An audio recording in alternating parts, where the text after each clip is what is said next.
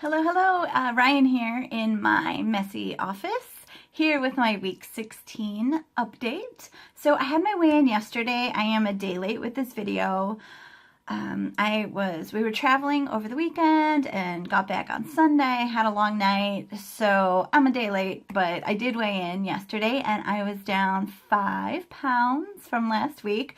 So I was super excited, especially since we have been out of town for a few days and traveling and eating out and eating on the road. So I was a little worried, like, can I manage to, go on this trip and also lose weight and definitely not gain weight. So I was super excited when I saw minus 5 pounds. So I was doing Jordan Shrink's diet bet as well. So I weighed in for that and won that as well. So that was super exciting to win my first diet bet in a long time. A while back I had done another one. So I was down 5 pounds for a total of 35.6 pounds down so far. So just, continuing to make progress and lose weight, so doing pretty well. Now, what to talk about this week? I just wanted to talk a little bit about the trip and what we did in order to lose weight even while I was gone. So basically, I stayed with my plan in terms of calorie counts and just stayed really mindful to that even if we went out to eat, that I was still getting things that were going to be within those limits, limiting snacking. I did allow a couple indulgences. We were traveling to Thunder Bay, Ontario in Canada, because that's where my husband's family is from.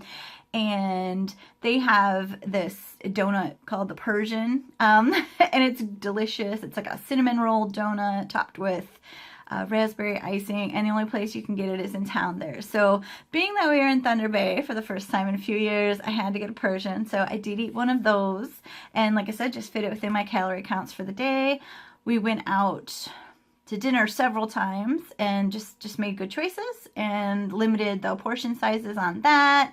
When we were on the road, we did, eat in the car a few times. So, we were just kind of eating just simple things. We had some protein bars and, some beef stick kind of things, just some high protein, low cal snacks on the road, and lots of water, which of course led to lots and lots of bathroom breaks, which my daughter kept complaining about, but oh well.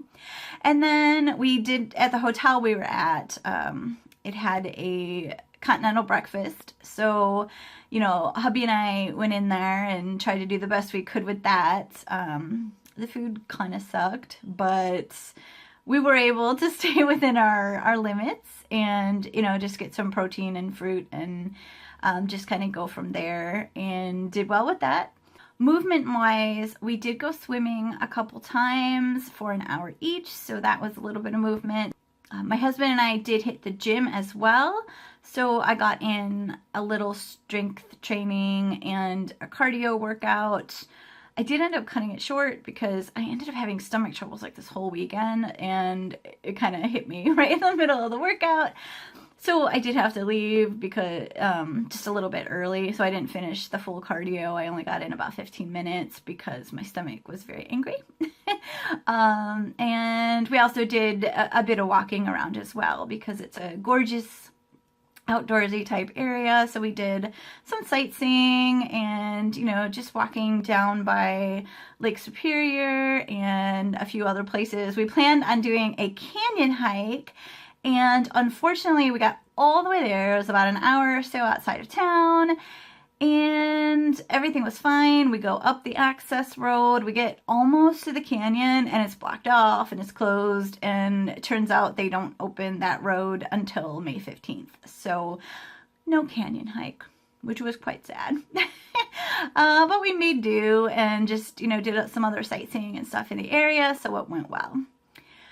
So yeah, it's been pretty eye-opening and motivating and just keeping me going, seeing that I can really just keep living the life that I was living and still get healthy at the same time, because I've always hated the idea of like, oh, I'm going to lose weight and then I'm not going to be able to, eat any good thing, not good things, but, you know, I had to give up all my favorite foods or, you know, tastiest kind of treat foods. And when I go to a party, I'm not going to be able to eat anything, and I'm not even going to be able to have cake on my birthday, or, you know, all of those things. And that is why I am being really careful this time around about not doing a rigid diet, you know, a diet, because it doesn't work for me, because then I'll end up, you know,